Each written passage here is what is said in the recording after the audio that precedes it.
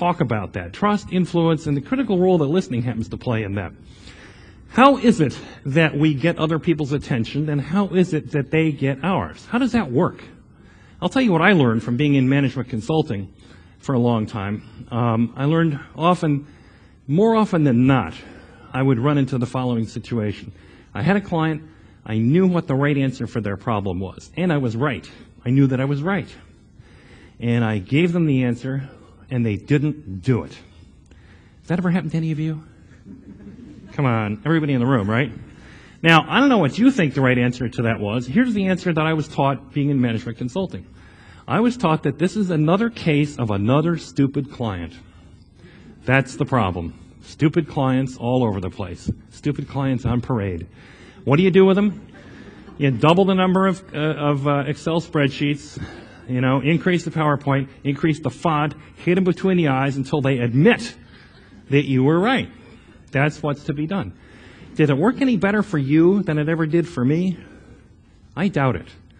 Well, it turns out that's not really how it works.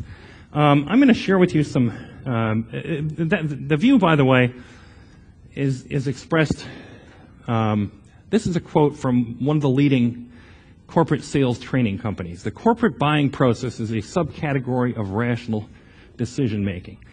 Now, let me suggest to you that is so far from true that it's not funny. And yet, most of us act as if this is the case. I'm going to suggest to you it's really not. It's part of the truth. It's not the whole truth. A better way to put it, as some sales trainers have said, the buying process is made very emotionally and then justified rationally in our head. We buy with our gut, rationalize it with our brain. So let me give you some examples of how I think it really does happen. Robert Cialdini, University of Arizona, interesting guy, psychologist, has written particularly on this issue of influence. He lists about 6 or 7 factors of influence, things that cause us to accept one point of view or be persuaded. And the number one factor of influence is what he calls reciprocity. The basic formula for reciprocity is if you do X for me, I will do Y for you. Now that's a template within which you can fit all kinds of illegal tie-ins and monopolistic behavior. It sort of fits with the mafia, but it also sort of fits with human etiquette, the way we behave in social structures with each other. For example, if I go to Mongolia and I'm in some poor village that has nothing, they are obligated to provide me a meal and a place to sleep because that is what you do.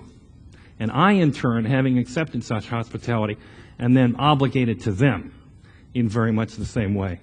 Now, it turns out reciprocity plays out in a very powerful and interesting way in business. And if you'll forgive me to give a few examples here, let's start with this one. Let's say I've been on the road now speaking to groups for a couple of weeks, and when I get home next week, finally I've been having this horrible pain in my left shoulder. And I go into my doctor and I say, "Doctor, pain in my left shoulder. I've been collecting the data so I can share with you the symptoms and you can help me figure this out."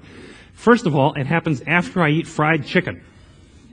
And secondly, it happens between the 5th and the 10th floor of my building. That's it.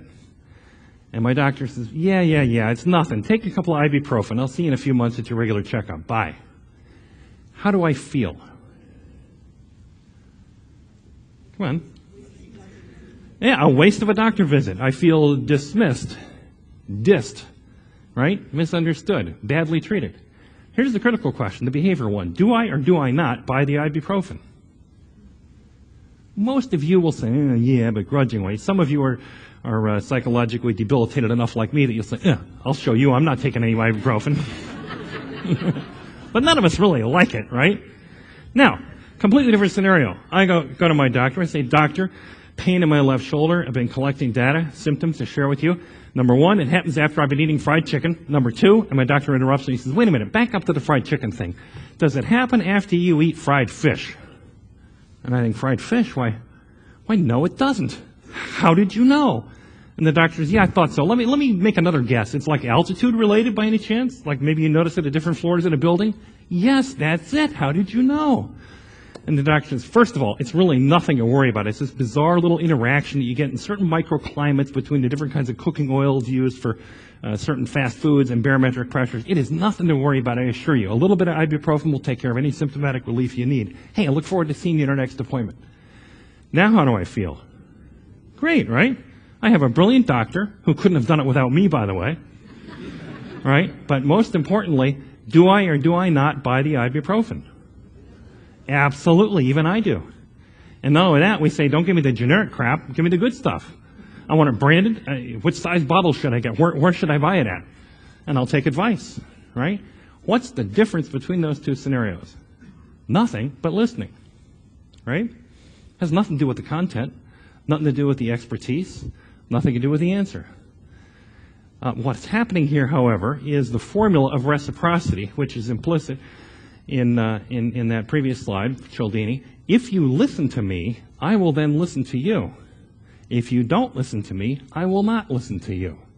It's that double formulation we're going to see over and over here.